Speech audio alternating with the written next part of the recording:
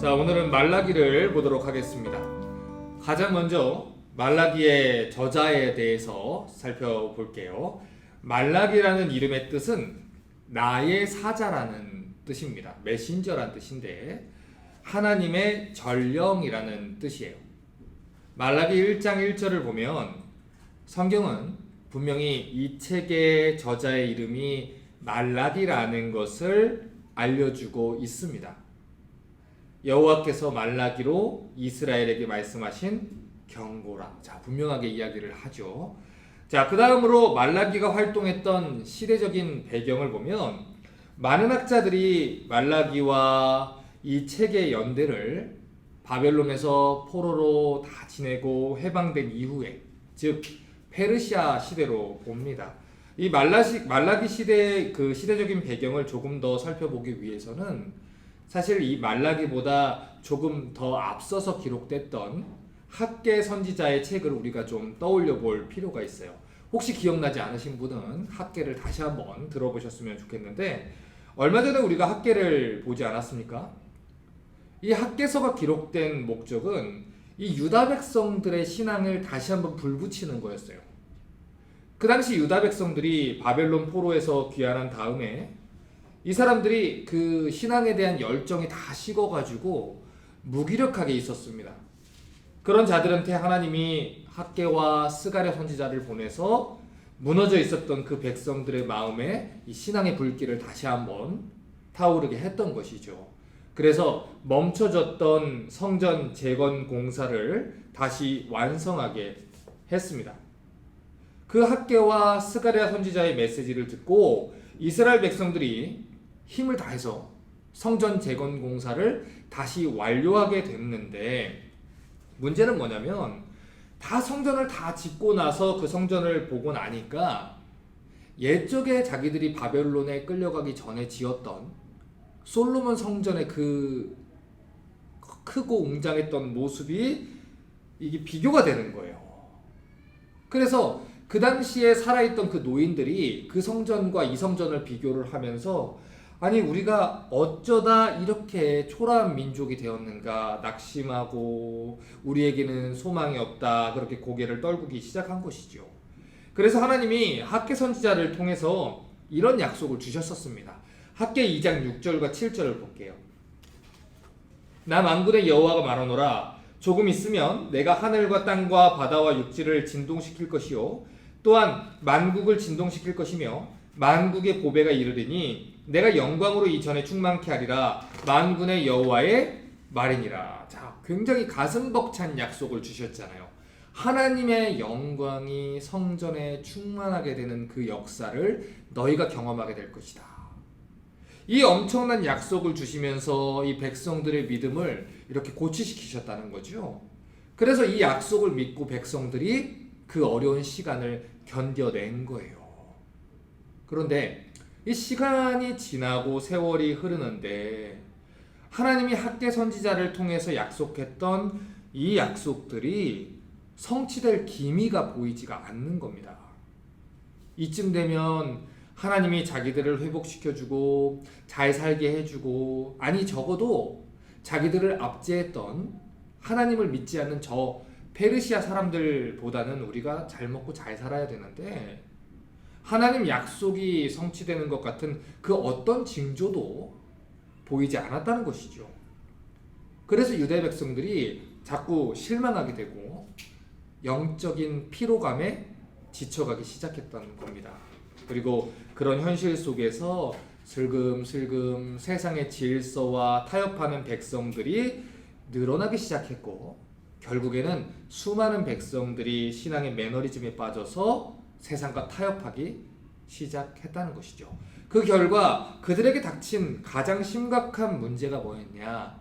예배의 타락이라는 거예요. 예배를 드려요. 교회는 가요.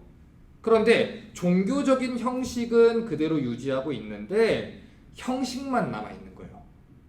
그 내용이 없는 거죠. 예배 시간에 가서 앉아있기는 하는데 그냥 나가기만 하는 거예요. 진심도 없고요. 예배를 사모하는 마음도 없고요. 하나님의 영광을 향한 그 목마름도 없어요. 그냥 가서 앉아있기만 하는 거예요. 왜요?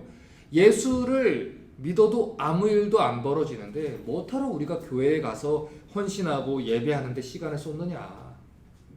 그런 마음들이 예배의 타락을 불러왔고 그런 마음들이 하나님과의 관계 속에 문제를 가지고 왔다는 것입니다. 그런 상황 속에 이 예배와 제사장들이 타락하게 되고 하나님이 말라기 선지자를 보내서 하나님의 마음을 그들에게 알리게 하신 거예요. 자, 여기까지가 말라기의 배경입니다. 자, 그러면 지금부터는 말라기 본문으로 들어갈 텐데 1장 1절을 다시 한번 볼게요.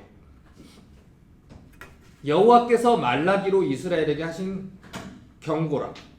자, 시작부터 범상치가 않아요. 많은 선지서들이 대부분 여호와의 말씀이 누구누구에게 임하니라 이렇게 시작을 하는데 지금 말라기를 보니까 경고라는 단호한 메시지로 시작이 됩니다. 지금 여기서 사용된 경고라는 이 히브리 단어는 마샤라는 단어를 써요. 그런데 이 히브리 성경에서 마샤라는 단어가 가지고 있는 기본적인 뜻이 뭐냐면 굉장히 무거운 짐이나 고난을 가리킬 때 쓰는 단어입니다. 그래서 우리가 구약 성경을 보면 이 마샤라는 단어가 쓰인 그 곳들이 있어요. 그런데 그 곳들을 살펴보면 선지자들이 마샤라는 단어를 사용할 때는 보통 무거운 심판의 메시지를 백성들한테 전달해야 될 때, 그 듣기가 불편한 무서운 경고와 심판의 메시지를 전해야 될 때 이 단어를 썼습니다. 여러분, 백성들의 죄를 지적하고 그들에게 회개를 요청하는 일이 선지자들에게 얼마나 큰 짐이고 얼마나 큰 고난이었겠습니까? 그런데 말라기 선지자는 여호와의 선지자로 부름을 받았어요. 하나님의 말씀을 맡았어요. 그렇기 때문에 하나님 말씀대로 그들을 회개시켜서 여호와께로 돌이켜야 하는 큰 짐을 받았다는 것입니다. 여러분, 그래서 우리가 구약을 이제 다 배웠지만 여러분, 우리가 꼭 알아야 되는 게 있어요. 하나님 말씀을 맡은 하나님의 선지자의 가장 중대한 책임은요, 사람들의 마음을 헤아리는 게 먼저가 아니에요. 하나님 마음을 헤아리는 게 먼저입니다. 사람들의 마음이 이 말씀을 전할 때에 기분 나쁘지 않을까? 마음 상하지 않을까? 상처받지 않을까? 이래서 하나님 말씀을 전하지 못하는 것은 말씀의 사역자들의 모습이 아닙니다. 말씀의 사역자들은 가장 먼저 자신이 하나님의 종이라는 것을 인식해야 돼요. 여러분, 그래서 하나님 말씀 때문에 내가 상처받아야 한다면 받으시는 게 옳아요. 그 말씀이 나를 쳤다? 치심을 당하는 게 맞습니다. 그게 복이 있는 거예요. 하나님께서 나의 죄를 깨닫게 하시고 그것을 깨닫게 하기 위해서 당신의 종을 보내시는 게 복이 있는 것이지, 여러분이 무슨 짓을 하든 간에 괜찮습니다, 하나님은 여러분을 사랑하십니다 라고 하는 이 거짓된 메시지에 여러분 속으시면 안 됩니다. 지금 말라기는 그 무거운 마음을 가지고 이 경고라, 마샤다 이런 메시지를 가지고 전하는 거예요. 왜냐하면 그 당시 상황이 너무나도 심각하게 타락을 했기 때문이죠. 자, 말라기 1장 2절을 보십시오. 여호와께서 가라사대 내가 너희를 사랑하였노라 하나 너희는 이르기를 주께서 어떻게 우리를 사랑하셨나이까 하는도다. 나 여호와가 말하노라 에서는 야곱의 형이 아니냐 그러나 내가 야곱을 사랑했고.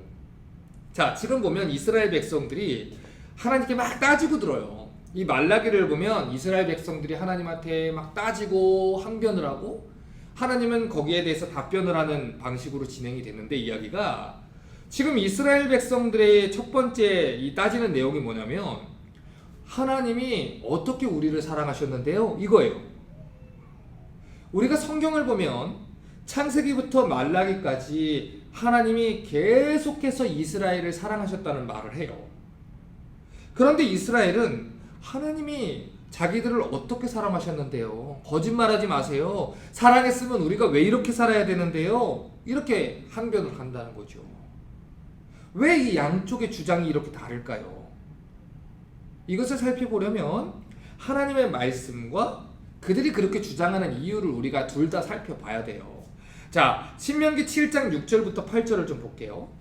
너는 여호와 내 하나님의 성민이라 내 하나님 여호와께서 지상 만민 중에서 너를 자기 기업의 백성으로 택하셨나니 여호와께서 너희를 기뻐하시고 너희를 택하심은 너희가 다른 민족보다 수요가 많은 연고가 아니라 너희는 모든 민족 중에 가장 적으니라. 여호와께서 다만 너희를 사랑하심을 인하여 또는 너희 열조에게 하신 맹세를 지키려 하심을 인하여 자기의 권능의 손으로 너희를 인도하여 내시되 너희를 그 종되었던 집에서 애굽 왕 바로의 손에서 속량하셨나니. 자, 이 말씀은 하나님이 왜 이스라엘 백성들을 선택하셨느냐 이 얘기를 하는 본문인데, 하나님은 자신이 이스라엘을 선택하신 이유를 간단하게 말씀하십니다. 내가 너희를 사랑했기 때문이다. 그러니까 그들이 다른 민족보다 강하거나 숫자가 많아서거나 쓸모가 많아서거나 그런 게 아니라 가장 적은 민족이고 약한 민족임에도 불구하고 하나님이 사랑하셨기 때문에 선택하셨다는 거예요. 그래서 그들을 애굽에서 구해내시고 돌봐오셨다는 것이죠. 자, 그런데 그런 하나님한테 이스라엘이 어떻게 했느냐? 민수기 13장과 14장을 보면 하나님이 이스라엘을 사랑해서 구원해내시고 가나안 땅을 주시겠다고 약속했잖아요. 그런데 그들이 가나안 정탐을 갔다 와서 원망과 불평을 늘어놓으면서 우리를 죽이려고 데리고 왔냐? 우리는 절대로 가나안을 정복하지 못한다. 하나님을 신뢰하지 못했어요. 그래서 광야 생활을 하게 된 거죠. 그들이 배고프다고 하면 만나와 메추라기로 먹이시고, 목마르다고 하면 반석에서 물을 내시고, 더울까봐 구름 기둥으로 돌보시고, 추울까봐 불 기둥으로 지키셨어요. 신명기 8장 4절을 보면 또 이렇게 말해요. 이 40년 동안에 내 의복이 헤어지지 아니하였고 내 발이 부르트지 아니하였느니라. 하나님이 그들의 의복과 발이 상하지 않도록 신실하게 지켜주셨다는 말입니다. 왜요? 하나님이 사랑했기 때문에.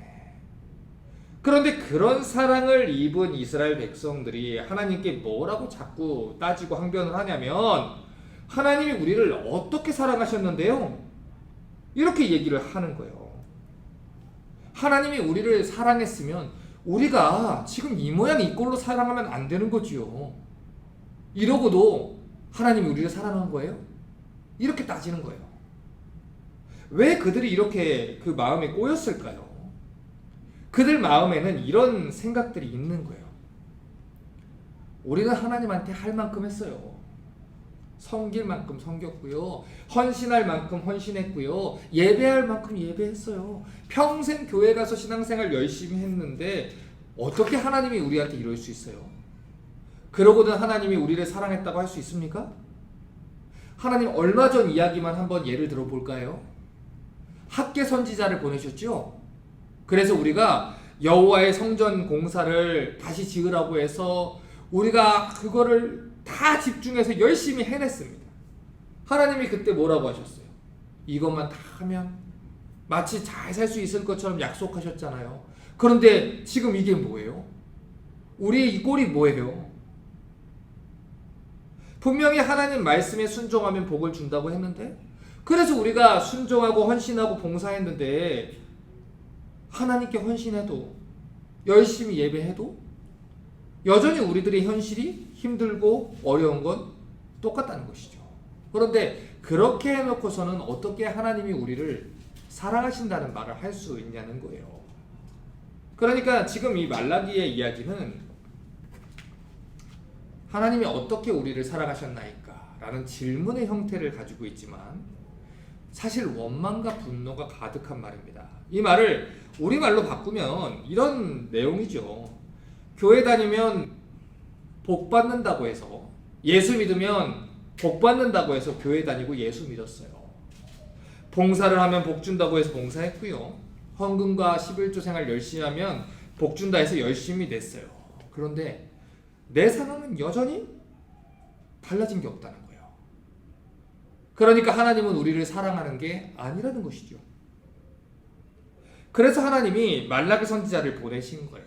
너희와 하나님 사이에 무언가 이게 생각의 간극이 있다. 갭이 있다. 뭔가 잘못됐다 지금. 너희는 하나님이 너희를 사랑한다는 것을 오해하고 있고 하나님을 사랑한다는 것이 무엇인지 너희는 오해하고 있다. 이렇게 얘기를 하는 것이죠. 성경을 보면요.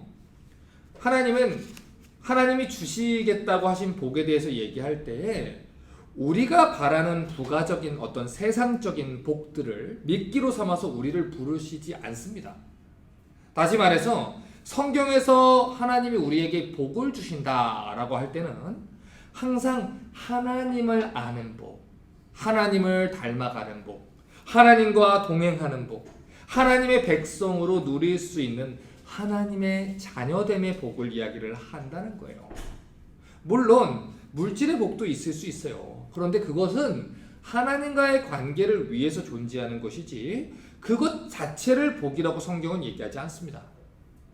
그런데 많은 교회들이 자꾸 이생의 그 현세적인 복으로 사람들을 이렇게 교회 안으로 끌어모으려고 하다 보니까 실용주의와 거짓 성공주의에 물든 가짜 복음을 전하게 된 거고, 그러다 보니까 성경이 말하는 복이라는 것이 잘못 변질돼서 사람들이 원하는 이 기복주의, 기복신앙이 되어버리는 거예요. 그래서 우리 옛날에 그 말 있지 않습니까? 지성이면 감천이다. 정성껏 하나님께 무엇을 드리면 하늘도 감동해서 너한테 무언가를 해주다. 이런 식으로 우리 그 토속 종교의 그런 일반 우상을 섬기는 것 같은 그런 신앙으로 기독교를 끄집어 내려왔다는 거예요. 하지만 성경이 말하는 기독교는 그런 우상 숭배와 다릅니다.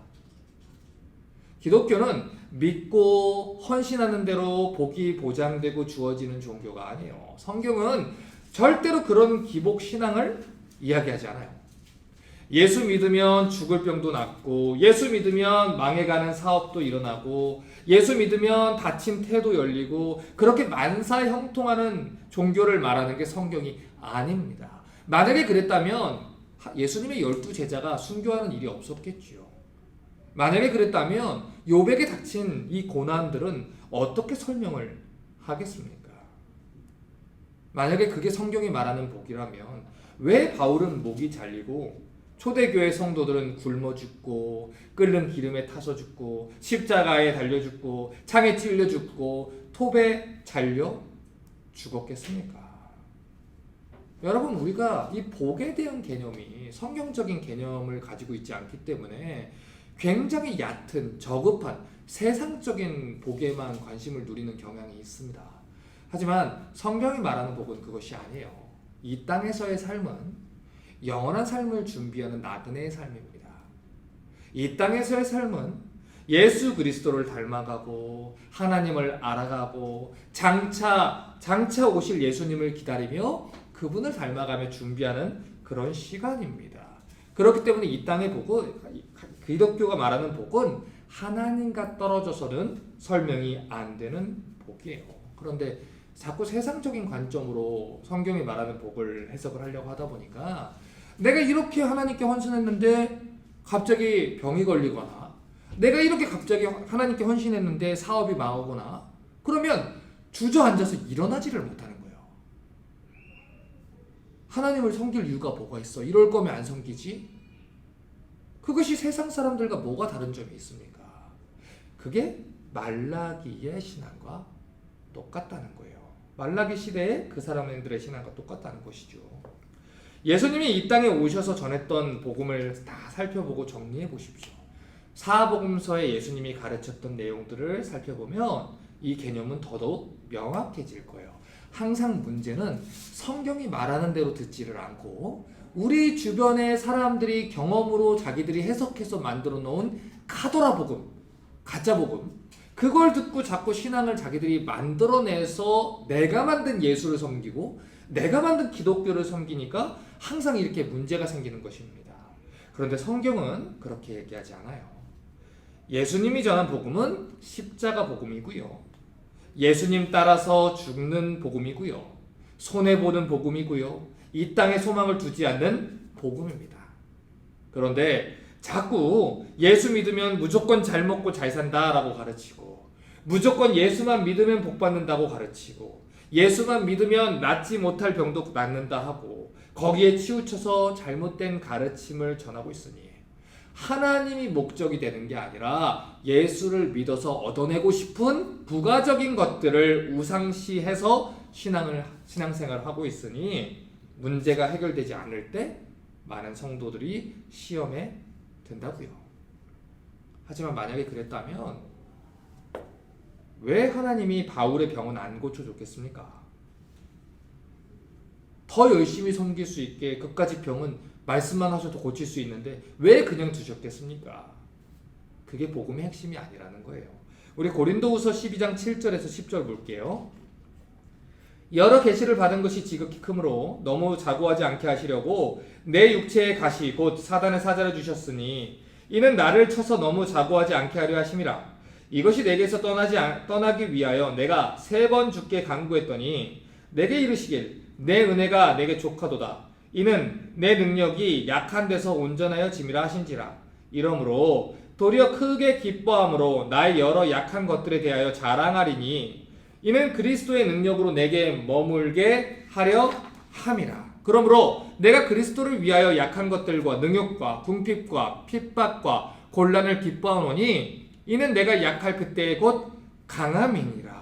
자, 이 신비주의 신앙을 가지고 있는 사람들은 이 바울에 대해서 얘기하면서 이 바울이 기도했던 것이 몸의 어떤 질병이나 약함이 아니라 본인에게 닥쳤던 고난이었다. 아니다. 예수 믿으면 병 다 고침받는다. 이렇게 잘못 주장하는 사람들이 있어요. 여러분, 바울은요, 단 한 번도 본인에게 닥치는 고난을 피하게 해달라고 기도한 적이 없어요. 하나님 그 고난 주시면 그리스도를 위하여 내 남은 고난을 내 몸에 채우겠습니다. 그리스도의 능력이 머물게 하기 위해 바울에게 능욕과 궁핍과 핍박과 곤란이 주어진 거예요. 그래서 바울이 그게 하나님이 허락하신 거면 내가 그걸 받겠습니다 라고 고백을 했다고요. 이것이 성경의 신앙인 거예요. 우리가 가지고 있는 신앙의 중심점은 뭐냐면 하나님이 옳으십니다. 하나님이 선하십니다. 그렇기 때문에 내게 닥쳐오는 병과 어려움 또한 나를 사랑으로 돌보시고 나를 가장 선한 길로 이끄시는 하나님을 내가 믿는다면 그것 또한 선으로 이끌 것을 확신합니다. 그리고 하나님 앞에 감사할 수 있는 것. 그것이 기독교 신앙입니다. 그런데 그것이 고쳐지지 않는다고 해서 저 사람은 기도를 더 하지 않아서 그래. 저 사람이 믿음이 없어서 고침을 못 받은 거야. 10의 1조만 해서 그래. 10의 9조를 해봐. 하나님이 그거 안 고쳐주나. 새벽 기도를 3주밖에 안 나와서 그래. 40일 새벽 기도를 3번을 해봐. 20일 금식 기도를 3번을 해봐. 하나님이 안 고쳐주나. 여러분, 우리의 신앙은 그렇게 조건적으로 가는 게 아닙니다. 우리는 하나님 앞에서 조건을 내세울 것이 아무것도 없어요. 우리는 하나님의 은혜로 구원받은 자들이고요. 지금도 하나님의 은혜로 이끌림을 받는 자들입니다.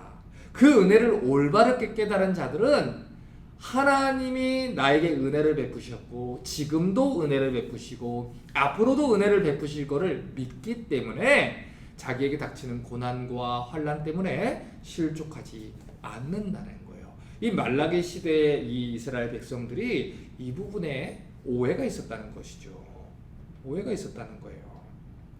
언제부턴가 이 교회 안에 세속적인 성공신앙, 번영신학이 들어왔어요.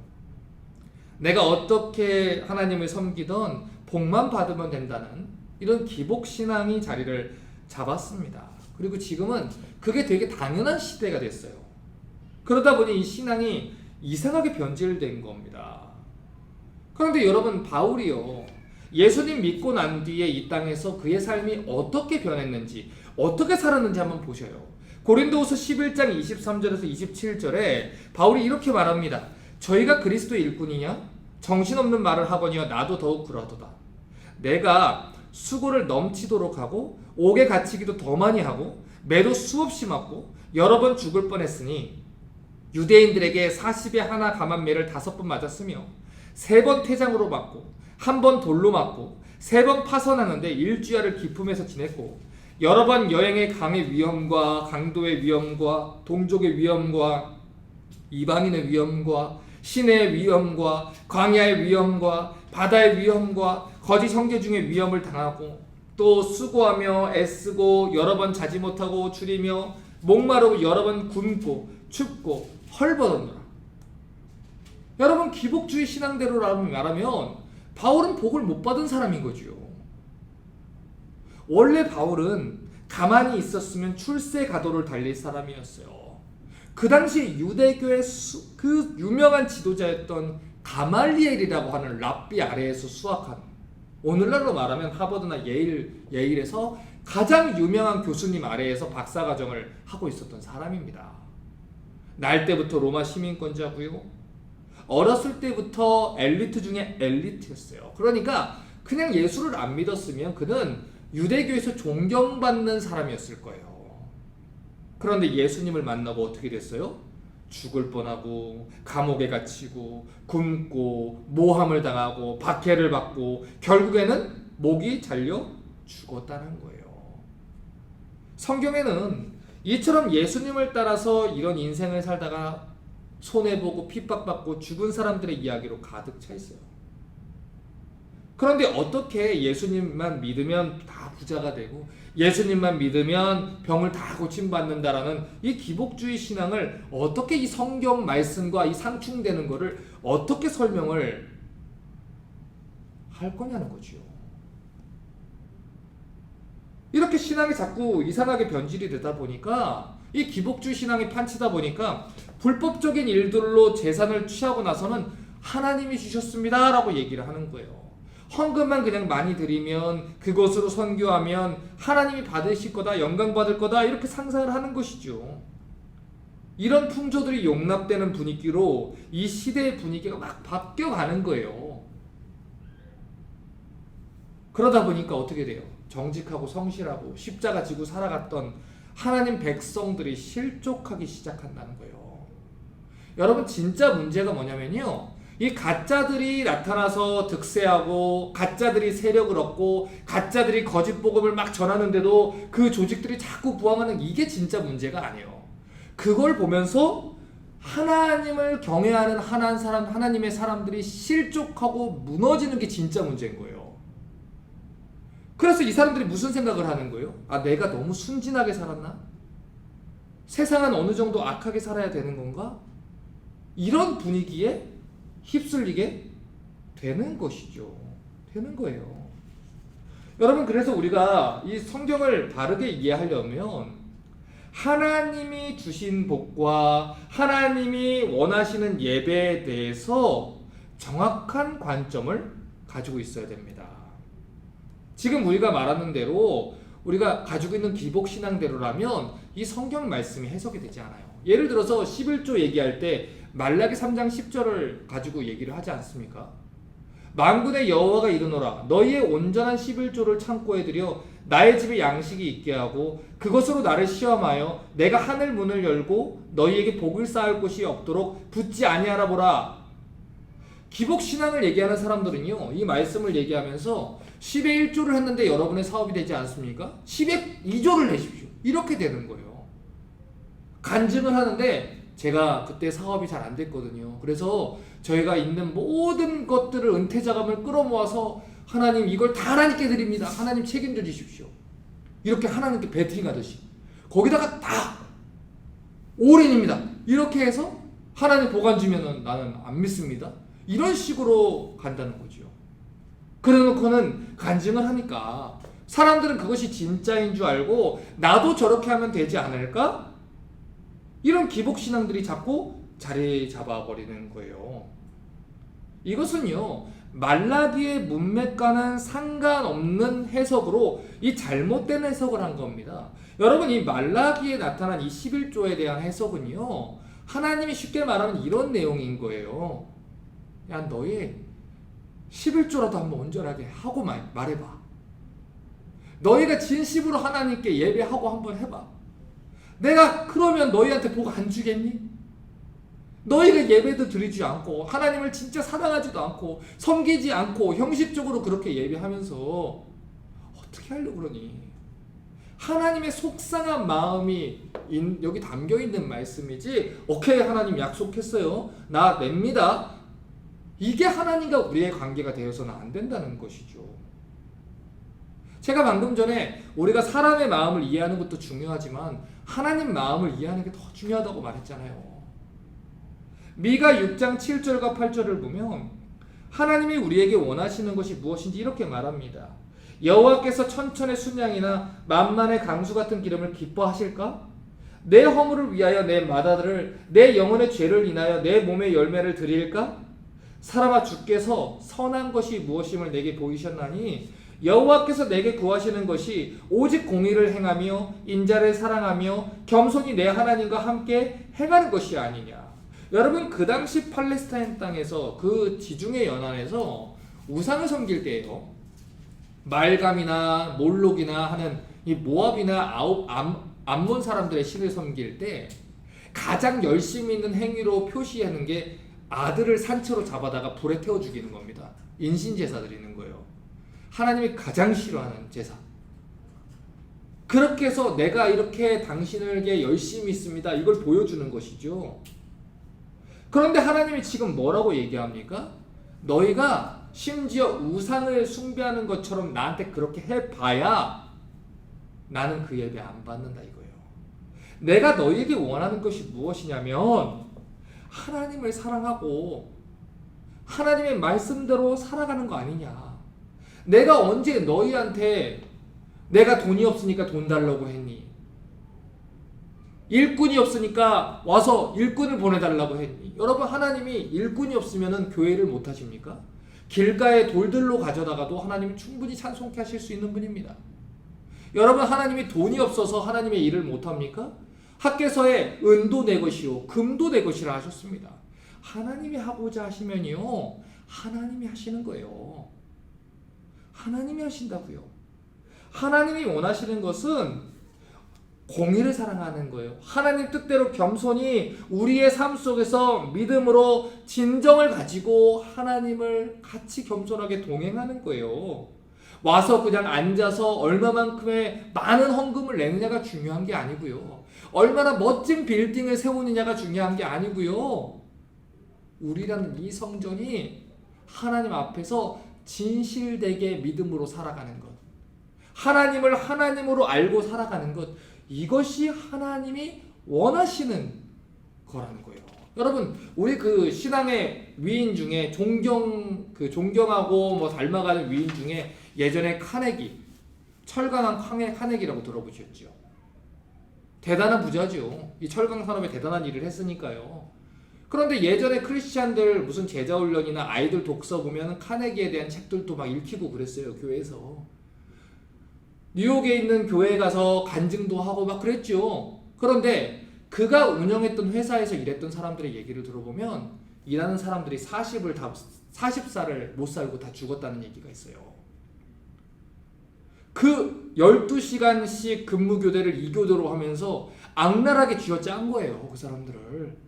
돈은 많이 벌었을지 모르죠. 가서 예배당에서 그렇게 설교하고 간증했을지는 모르죠. 하나님이 이렇게 나에게 복 주셨습니다, 우리도 카네기처럼 헌금하고 카네기처럼 합시다 했을지 모르죠. 그런데 그것이 하나님을 진짜 사랑하는 사람의 모습이고 이웃을 사랑하고 하나님을 경외하는 사람의 모습일까? 하나님 보시기에 아닐 수 있다는 것이죠. 하나님은 우리가 얼마만큼 헌금을 내고 얼마만큼 봉사를 하고 얼마만큼 대단한 일을 하고 거기에 관심이 있지 않으세요. 하나님은 우리 없어도 하나님 당신의 일을 하실 수 있는 분이세요. 그러니까 여러분 혹시라도 하나님의 교회에서 여러분의 목소리가 높아지시면 안 돼요. 우리는 죄인입니다. 하나님 앞에 바퀴벌레 같은 죄인이에요. 추악한 죄인일 뿐이에요. 그 은혜로 구원받은 사람이에요. 그런데 내가 하나님의 교회에 이마만큼 돈을 내고 이마만큼 헌금하고 이마만큼 봉사해서 나 아니면 안 돌아간다는 듯이, 그러니까 나에게 복 달라는 듯이, 아닙니다. 절대로 그러시면 안 돼요. 이제 이 구약을 마무리 지면서 여러분에게 부탁드리고 싶은 게 그거예요. 하나님을 하나님으로 알아라. 하나님을 하나님으로 알고 그 하나님과 겸손히 동행하며 예배하는 자가 되어야 된다는 것이죠. 그런데 이게 안 되니까 이스라엘 백성들이 하나님한테 삿대질을 하면서 어떻게 이럴 수 있어요? 이렇게 되는 거예요. 위치 선정이 잘못된 것이죠. 그런데 우리 하나님이 오래 참으시는 분이잖아요. 그래서 이스라엘의 이 항변을 듣고도 자기가 이스라엘을 어떻게 사랑했는지를 그 뒤에서 설명을 쫙 해주시는 거예요. 그리고 1장 2절과 3절을 보면 뭐라고 했냐면 나 여호와가 말하노라 에서는 야곱의 형이 아니냐 그러나 내가 야곱을 사랑했고 에서는 미워했으며 그의 산들을 황무케 했고 그의 산업을 광야의 신랑에게 붙였느니라 이렇게 얘기를 해요. 자, 이게 조금 이해가 어려우실 수 있는데 쉽게 설명을 해드릴게요. 여호와께서 이스라엘을 사랑하셨다 했더니 하나님이 언제 사랑하셨어요? 이렇게 얘기했어요. 아니야, 내가 너희를 어떻게 사랑했는지 얘기해 줄게. 그리고 예로 드는 게 야곱과 에서 형제의 이야기입니다. 야곱은요 이스라엘의 조상이죠. 야곱이라는 이름이 이제 이스라엘로 바뀌지 않습니까? 그런데 비록 그 에서가 형이었지만 하나님이 야곱을 선택했다라는 그 얘기를 하는 거예요. 하나님이 야곱을 사랑했다. 하나님이 야곱을 선택했다. 그런데요 우리가 성경에서 하나님이 야곱을 사랑하고 에서를 미워했다라는 이 표현을 볼 때는 예쁘고 또 밉다 이런 감정적인 언어로 이해를 하면 안 됩니다. 이것은요 하나님이 너희를 사랑하셨다라고 하는 아까 신명기 7장 말씀대로 하나님의 선택이라는 이 신학적인 개념을 가지고 보셔야 되는 거예요. 아까 이스라엘을 왜 선택했다 그랬죠? 사랑해서. 그러니까 야곱을 선택했다는 것은 무슨 얘기냐면 야곱을 사랑했다는 것은 무슨 얘기냐면 하나님이 사랑했다 이 표현을 돌려서 하는 것입니다. 자, 그러면 하나님이 이스라엘 선택한 이유를 두 가지를 얘기했는데 아까 신명기 7장에서 첫 번째는 사랑했기 때문이고 두 번째가 뭐였냐면 여호와께서 그들의 조상들에게 주셨던 약속과 맹세를 지키기 위해서라 그랬어요. 그러니까 하나님이 그들을 선택하신 이유가 뭐였냐면 하나님이 아브라함에게 주셨던 그 약속을 지키기 위해서 선택을 한 거지 그들이 뭐가 잘나서 대단해서 위대해서 선택했다는 이야기가 아닙니다. 그러니까 하나님이 지금 야곱을 사랑했다라는 말은 차별을 했다는 얘기를 하자는 게 아니에요. 하나님이 이스라엘을 선택해 주셨다. 심지어 너희가 둘째였는데 자격이 없는 둘째였는데 장자가 아니었는데 하나님이 선택해 주셨다. 이거죠.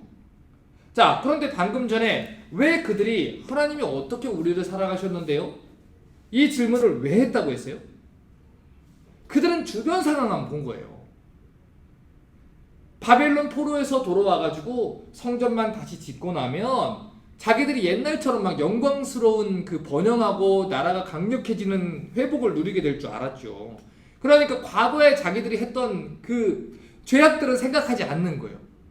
자기들이 범죄해서 바벨론으로 끌려갔는데 하나님이 은혜로 구원해 주신 거잖아요. 그런데 그건 생각을 안 하는 거예요. 하나님의 은혜는 생각하지 않고 이 자기가 세상 사람들의 보기에 또 잘 먹고 잘 살지 못하는 것 같으니까 이들의 신앙이 이렇게 형식적으로 흐르게 되는 것이죠. 왜요? 그들이 가지고 있는 추구하는 신앙이 뭐였습니까? 기복주의 신앙이었으니까. 출발이 잘못되는 것이죠. 그들의 출발이 뭐가 있어요? 하나님이 애굽에서부터 그들을 구원해 내셨어요. 애굽의 노예에서 구원해 내셨어요. 이제 가나안 땅에 들어가서 하나님을 섬기고 찬양하고 살면 돼요. 그런데 애굽에서 나왔던 구약의 이스라엘이 불평이 뭐였죠? 애굽에 살았을 때는 우리가 수박도 먹고 배추도 먹고 참외도 먹고 그랬는데 이 광야길을 걷는다 불평했어요.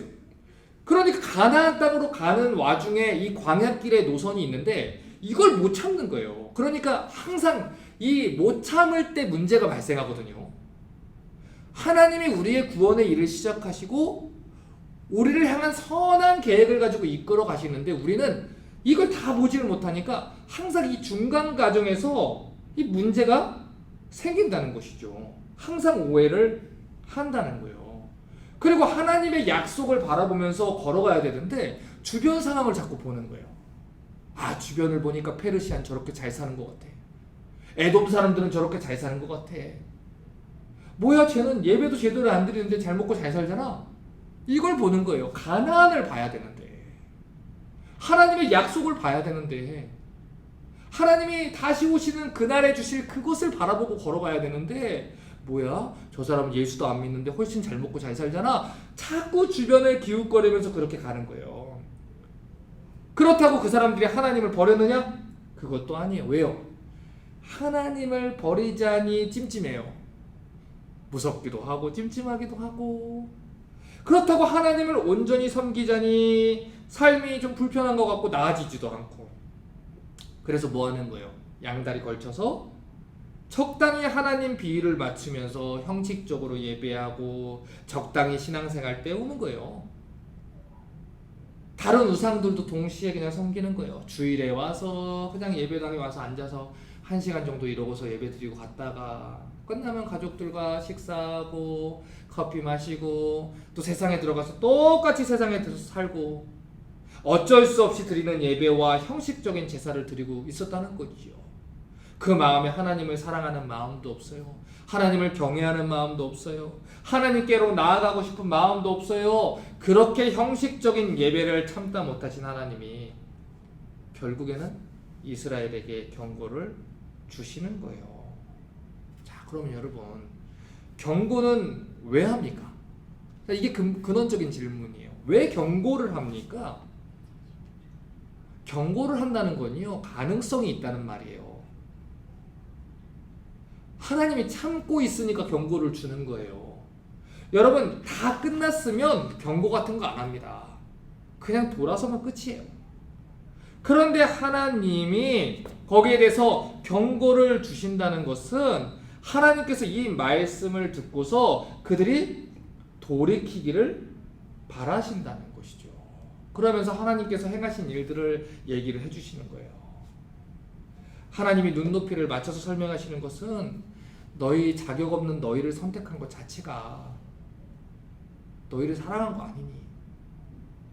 그 야곱의 삶을 봐라. 너희의 선조들의 삶을 봐라. 너희가 바벨론에 끌려갔지만 그것도 너희가 범죄해서 간 거지만 너희가 살아서 이 야곱에게 약속했던 이 땅으로 돌아오지 않았니? 하나님은 약속을 지키고 너희를 사랑해 왔다는 것이죠. 그러면서 1장 4절과 5절에 이렇게 얘기합니다. 에돔은 말하기를 우리가 무너뜨림을 당하였으나 황폐된 곳을 다시 쌓으리라 하거니와 나 만군의 여호와는 이르노라. 그들은 쌓을지어도 나는 헐리라. 사람들이 그들을 일컬어 악한 지경이라 할 것이요 여호와의 영영한 진노를 받은 백성이라 할 것이며 너희는 목도하고 이르기를 여호와께서는 이스라엘 지경 밖에서 크리라 하리라. 지금 이 말씀이 무슨 말씀인지 잘 보셔야 돼요. 지금 하나님 말하는 것은 이거예요.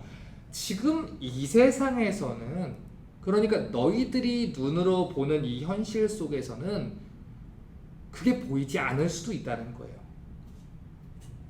현실을 살아가는 너희의 이 짧은 관점에서는 기껏해야 5분 뒤의 일도 예상하지 못하는 너희의 그 짧은 인생에서는 이 순간밖에 보지 못하니까 너희가 불평을 한다는 것이죠. 그런데 하나님은 어떤 분이에요? 알파요 오메가요. 처음과 나중이요. 시작과 끝을 모두가 다 아시는 분이라는 거예요. 예를 들어서 우리가 어떤 영화를 본다고 생각을 해보십시오. 어떤 악역이 있어요. 악역이 나타나서 주인공을 막 괴롭히는 거예요. 계속 괴롭히는 거예요. 너무 괴롭히는 거예요.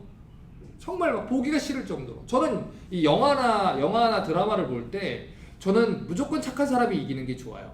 무조건. 그런데 예를 들어서 중간에 보는데 너무 심각할 정도로 그게 너무 주인공을 핍박하고 막 못되게 굴어서 제가 안 봐버린다고 생각해 보세요.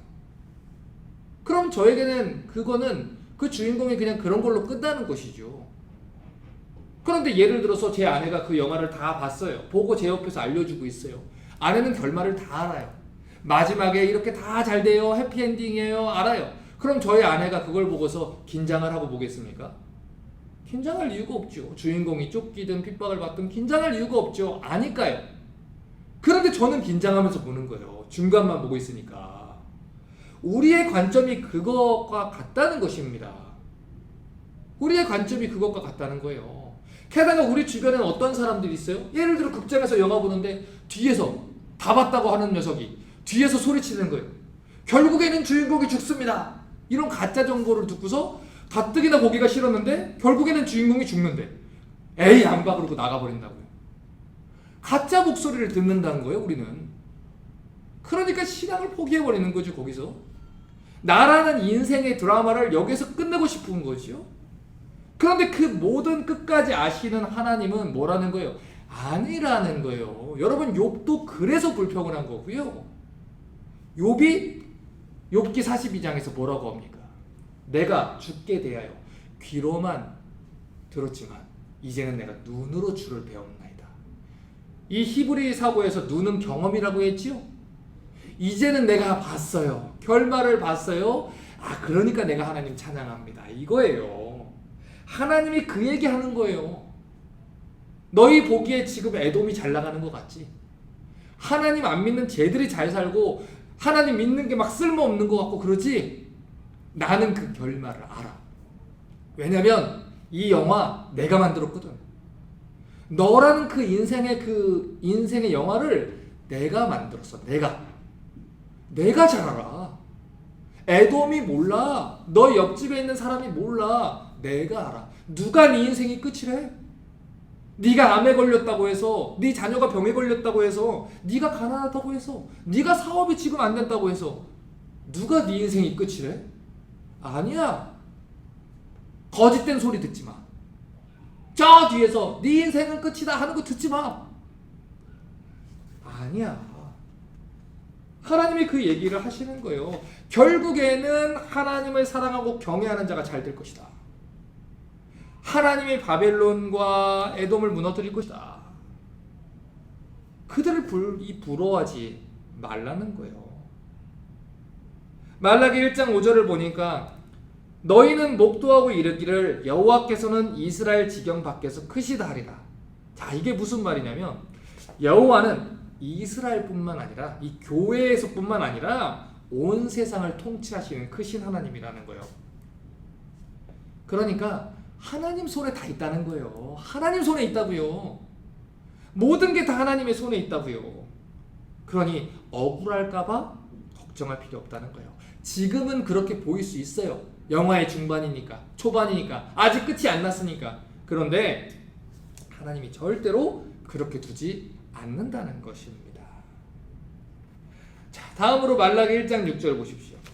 내 이름을 멸시하는 제사장들아, 나 만군의 여호와가 너에게 이르길 아들은 그 아비를, 종은 그 주인을 공경하나니 내가 아비일진데 나를 공경함이 어딨느냐? 내가 주인일진데 나를 두려워함이 어딨느냐 하나 너희는 이르기를 우리가 어떻게 주의 이름을 멸시하였나이까 하는도다. 자, 이 사람들이 계속해서 하나님께 항변을 하는데 우리가 어떻게 하나님의 이름을 멸시했는데요? 우리 예배했어요. 교회 다녔어요. 헌금 생활했어요. 그런데 언제요? 우리가 언제 하나님의 이름을 멸시했어요? 이렇게 항변을 하는 거예요.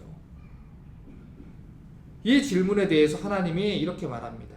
너희 제사장들이 내 이름을 멸시했다. 그러니까 하나님이 유다의 제사장들, 그 신앙의 지도자들이 자식들이 아버지를 공경하는 것보다 하나님을 공경하지 않았고 종들이 주인을 공경하는 것보다 하나님을 공경하지 않았다고 해요. 세상 사람들도 자기가 공경해야 되는 대상을 아는데 하나님의 제사장인 너희가 어떻게 하나님을 멸시할 수 있냐는 것이죠. 물론 그 당시 유다의 제사장들은요, 자기들이 드리는 그 제사나 자기들의 행위가 하나님의 이름을 멸시한다 생각하지 않았어요. 지금도 마찬가지겠죠. 그런데 하나님은 그렇게 얘기하지 않는다는 거예요. 너희가 드리는 제사가, 너희가 드리는 예배가 내 이름을 멸시하고 있어. 그러니까 여기도 하나님과 그들 사이에 이 생각의 차이가 있었다는 거예요. 그 당시에 이 제사장들은요, 하나님이 단지 제사를 좋아하시는 분이다 이렇게 생각을 했어요. 그래서 하나님이 좋아하는 이 제물로 제사만 드려주면 그러면 하나님이 그들을 괴롭히지도 않을 거고 가만히 내버려 둘 거다 이렇게 생각을 했다는 것이죠. 그러면서 그들의 생각이 어디까지 갔냐면 이 하나님은 자기들을 도와줄 힘은 없는 신인데 혹시라도 자기들을 귀찮게 하면 안 되니까 또 무서우니까 적당히 제사만 좀 드려줍시다. 마음은 전혀 없는데 억지로 하나님께 예배드리는 척만 거예요. 왜 그들의 예배가 이렇게 타락했을까요? 왜 그들의 예배가 이렇게 소홀하게 됐을까요? 여러분 쉽게 설명해 드릴게요. 예를 들어서 여러분 우리 중에 예배를 드리는데 누가 예배 대충 빼먹고 어디 여행 가고 대충 예배 드리고 그러면은 그 사람한테 갑자기 막 피부병이 나고 갑자기 그 사람이 감기에 크게 걸리고 이러면은 여러분 예배 다 오지 않겠습니까? 와서 하나님의 공동체를 막 멸시하고 공격하고 어지럽히고 막 이랬는데 다음날에 막 눈이 이만해져 있고 입이 막 이렇게 되고 이러면은 그거 무서워서라도 오지 않겠습니까? 그런데 아무 일도 안 벌어지는 거예요. 누구 하나 그래가지고 벼락 딱 맞아가지고 한 몇 사람만 딱 그렇게 되면 아마 사람들이 막 예배 올 겁니다. 근데 아무 일도 벌어지지 않는 거예요. 하나님이 그들이 살기가 어렵고 또 연약해서 그랬다는 것을 알고 참아주시는 건데 우리 옛말에 그런 말이 있잖아요. 오냐 오냐 하니까 할아버지 상투 잡는다고. 엉터리로 예배를 드려도 하나님이 가만히 계시니까 더 악하게 반응을 하는 거예요. 하나님이 참아주고 계시는 걸 모르고 악하게만 드리는 거예요. 그래서 그 사람들이 점점 예배가 타락하기 시작했어요. 나중에는 이 재물의 숫자만 맞추고 형식만 갖추면 되지 이 재물의 품질은 별로 중요한 게 아니야. 우리말로 표현하면 이런 거예요. 또 코로나 사태니까 더 심하죠. 어디를 가든 어떻게 예배를 드리든 주일에 예배만 드리면 되지 뭐 늦게 드리든 대충 드리든 예배 시간에 핸드폰을 가지고 놀든 예배 중간에 뭐 나가든 그냥 여행 가서 서부 여행도 한번 가고 달리는 차 안에서 그냥 핸드폰 하나 틀어놓고 그냥 거기다 놓고 나 예배 드렸습니다. 어차피 예배 녹화본으로 올라오니까 다 할 거 하고 놀 거 놀고 오늘 뭐 어디 뭐 관광할 거 다 하고 그리고 나서 밤늦게 드리는 둥 마는 둥 예배를 드려도 난 예배 드렸다. 여러분 이 코로나 시대가 얼마나 우리에게 이런 현상들을 불러왔습니까? 그런데 중요한 건 이거예요. 율법으로 지금 정죄하자는 게 아니라 하나님이 그 마음을 아신다니까요. 우리가 하나님께 어떤 마음으로 하는지 아신다니까요. 예를 들어서 저희 아내가 오늘 여기 참 맛있겠다 라고 얘기를 했어요. 그래서 제가 기쁨으로 우리 아내를 데리고 가서 우리 아내를 사주고 당신 먹고 싶다 해서 데리고 왔어 이렇게 하는구나. 제가 뭐 예를 들어 그냥 딱 투고해가지고 먹고 싶다며 사왔어. 둘 중에 뭐가 더 아내의 마음이 기쁘고 그럴까요? 첫 번째죠. 두 번째로는 갖다 줘도 욕먹습니다. 서운하죠, 당연히. 예배를 드려요, 드리기는. 귀찮아요, 너무 드리기 싫어요. 근데 안 드리면 뭔가 좀 찜찜해요. 그래서 그냥 드리는 거예요. 그런데 이게 만성이 되는 게 문제입니다. 코로나가 한 1년, 3개월, 4개월 길어지다 보니까 우리 예배가 다 흐트러져 버린 거예요. 이제는 그냥 편하게 드리고 싶으면 드리고 안 드리고 싶으면 안 드리고 말씀 배우는 자리엔 당연히 오지 않고 당연히 기도 생활도 하지 않게 되고 문제는 뭐냐? 하나님과 내 관계가 자꾸 문제가 생긴다는 거예요. 여기에 이 이스라엘 백성들의 이 문제가 있었다는 겁니다. 1장 7절 보십시오. 너희가 더러운 떡을 나의 단에 드리고도 말하길 우리가 어떻게 주를 더럽게 했나이까 하노도다. 이는 너희가 주의 상은 경멸히 여길 것이라 말함을 인함이라. 자, 지금 이 주제가 뭐냐면 그들이 여호와의 제단을 멸시했느냐 안 했느냐 이거예요. 근데 유다 백성들과 하나님의 생각에 차이가 있는 게 뭐냐면 제사에 드려지는 이 제물의 상태에 있었습니다. 그러니까 지금 말라기 선지자가 뭐라고 얘기했냐면 너희가 더러운 떡을 나의 단에 바쳤다 이랬어요. 그런데 이들은 뭐라고 했냐면 하나님 우리는 더러운 떡을 드린 적이 없어요. 그러니까 물리적으로 더러운 거. 그들이 쉰 떡이나 곰팡이가 핀 거나 뭐 상한 제물을 드리진 않았다는 거예요. 근데 지금 하나님은 그 얘기 하는 게 아니잖아요. 그 얘기가 아니잖아요. 그 재물에 진심이 없다는 것이죠. 하나님을 기쁘시게 하는 게 아니라는 거예요. 너희가 진짜 하나님을 예배하는 것이냐?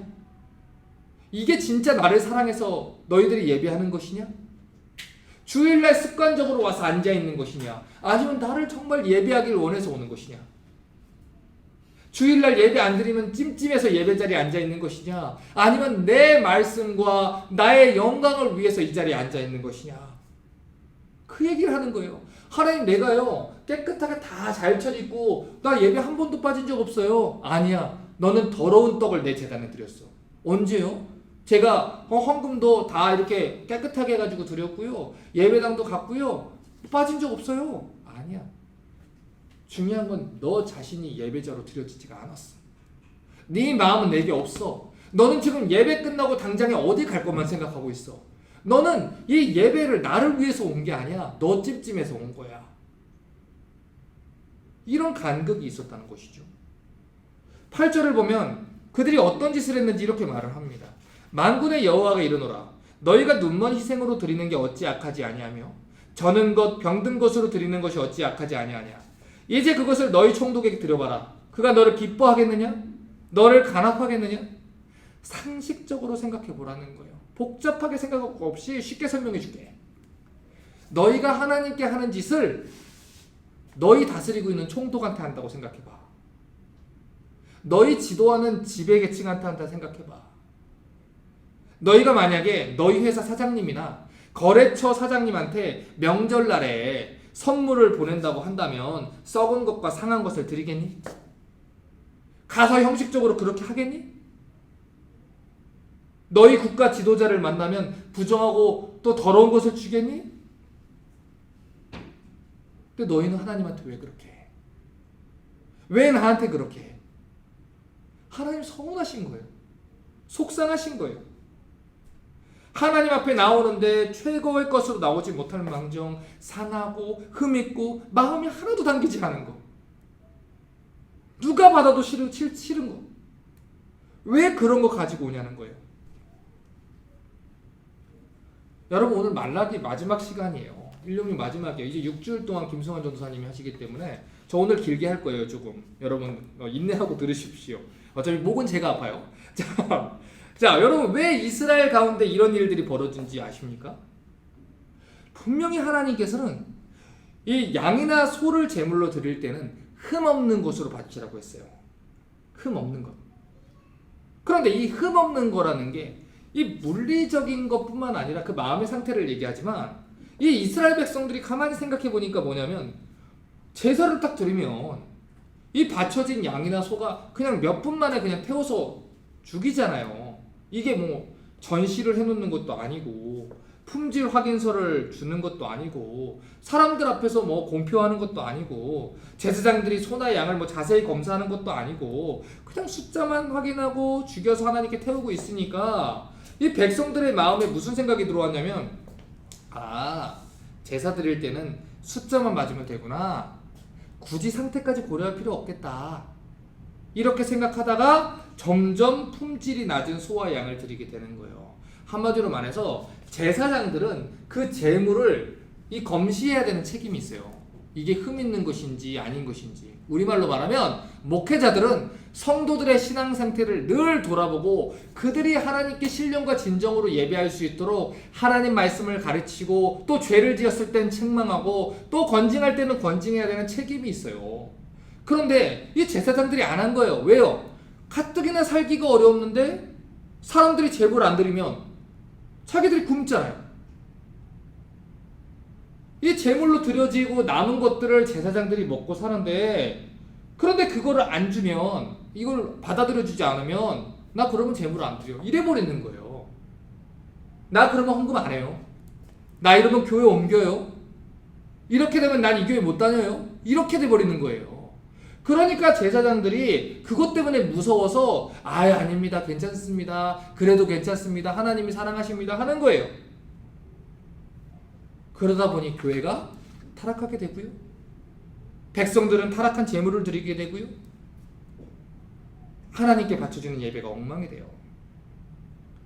그런데 그 당시 유다 백성들은요, 자기 총독에게는 절대로 그런 불량품을 바치지 않았어요. 정성을 다해서 바쳤어요. 그 당시 전 세계를 좌지우지했던 사람이 페르시아입니다. 그 페르시아의 총독이에요. 혹시라도 페르시아 총독한테 밉보이기라도 하면 엄청난 박해를 받을 수도 있고, 세금을 막 무겁게 내릴 수도 있고, 다시 끌려갈 수도 있고, 그러니까 건축 허가를 받든지 세금 감면을 받기 위해서 항상 유다 총독들이, 유다 사람들이 페르시아 총독에게는 최상급의 선물을 바친 거예요. 왜냐면 그들 삶에 실질적으로 지금 당장 손해가 나니까. 그런데 헌금 대충 하고 예배를 대충 드려도 당장에 내 사업이 뭐 망하거나 하지 않잖아요. 그러니까 하나님께 대충 하고, 총독에게 하는 거는 당장에 손해가 나는 것 같으니까, 생기가 위협을 당할 것 같으니까 두려운 거죠. 그러니까 왜 유다 백성들이 하나님보다 이방 총독을 더 중요하게 여겼는지 아셔야 돼요. 이유는 간단합니다. 자기들이 이 세상에서 잘 살기 위해서는 하나님보다 총독에게 잘 보이는 게 더 중요하다고 생각했기 때문입니다. 우리가 주일날에 예배할 때, 또 하나님을 섬길 때, 우리의 일주일의 모든 삶의 어떤 밸런스가 누가 중심이 되었는지를 우리 좀 돌아볼 필요가 있어요. 우리가 직장 생활을 하는 것은요, 하나님을 섬기기 위해서 하는 것입니다. 하나님의 영광을 위해서 하는 거예요. 여기를 통해서 복을 받아서 세상에서 잘 먹고 잘 살기 위해서 여기로 온 게 아니고, 하나님의 영광을 위해서, 너희가 먹든지 마시든지 무엇을 하든지 다 하나님의 영광을 위해서 하는 것입니다. 간단하게 말해서 여러분의 사장님과 여러분의 거래처 사장님과 여러분의 누구 보스와 다 모든 것들을 다 얘기해도 하나님보다 귀한 분은 여러분에게 존재해서는 안 된다는 것입니다. 그런데 유다 백성들이 그것을 놓친 거예요. 누가 더 중요한지도 모르고 그렇게 헷갈리고 살았다는 것이죠.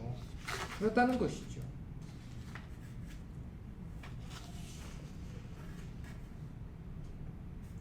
이사야 1장 14절을 보겠습니다. 내 마음이 너희의 월삭과 정한 절기를 싫어하나니 그것이 내게 무거운 짐이라 내가 지기에 곤비했느니라. 여러분, 성경에서요, 하나님이 지치셨다, 무겁다라고 표현한 데는 여기뿐입니다. 하나님은 지치는 분이 아니에요.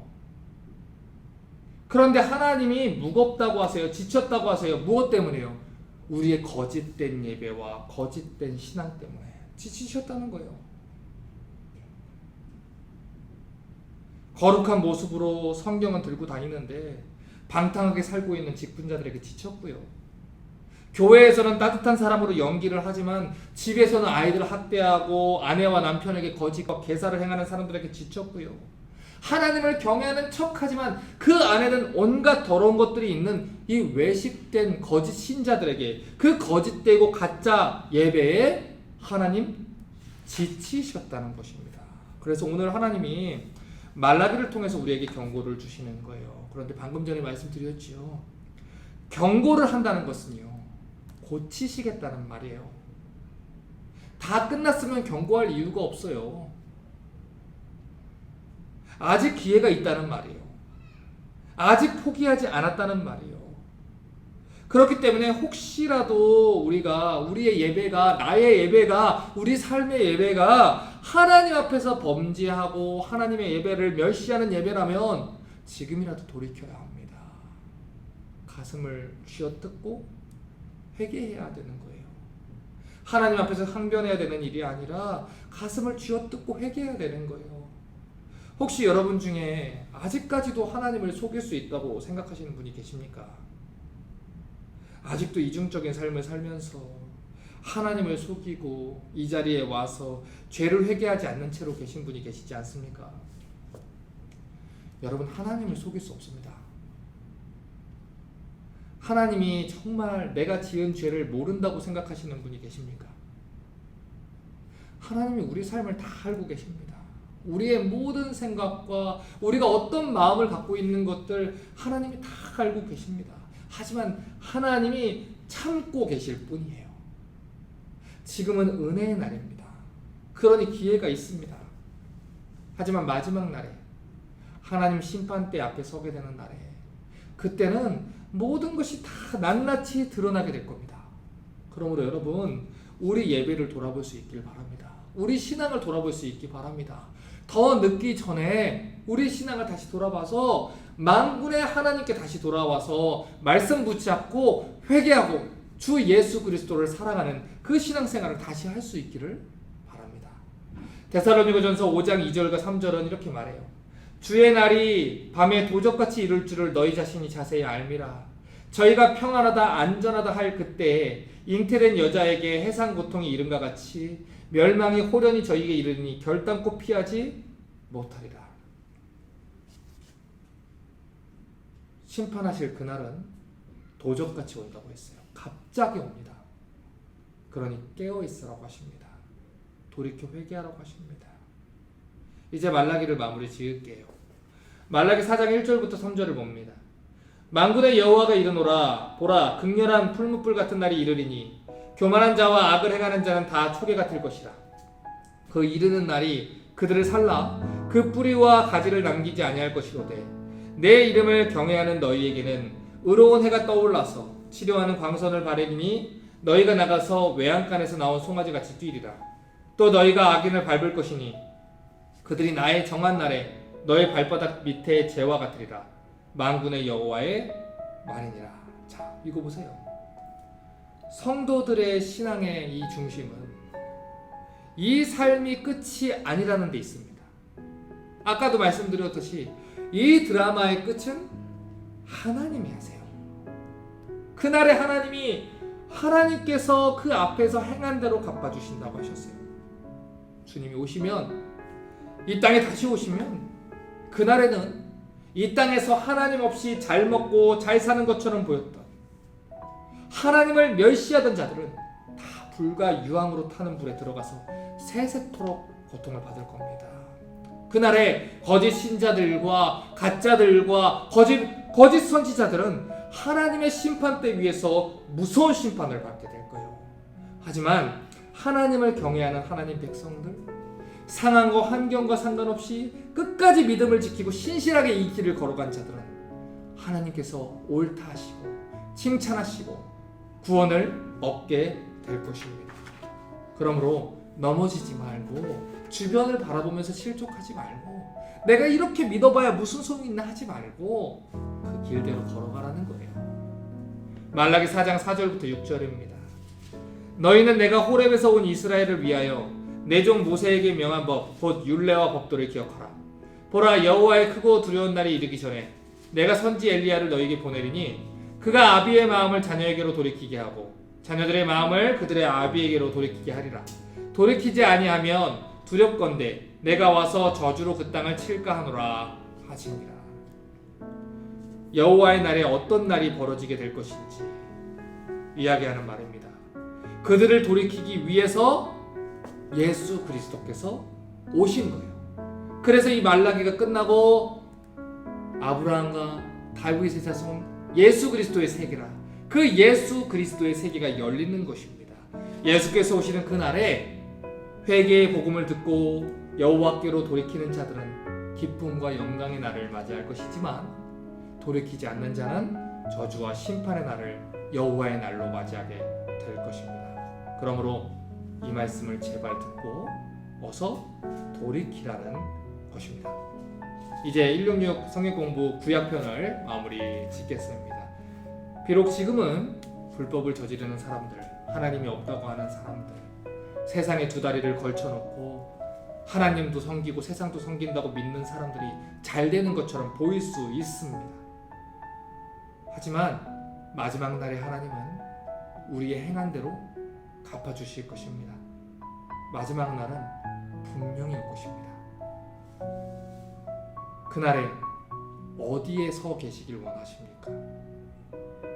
다시 오시는 그날에 저희 리스타 철치의 모든 성도들이 기쁨과 함성으로 주님을 맞이하고 착하고 충성된 종이라는 칭찬을 받으셨으면 좋겠습니다. 그 일을 위해서 저희 교회에서도 계속해서 복음을 전하고 말씀을 전할 것입니다.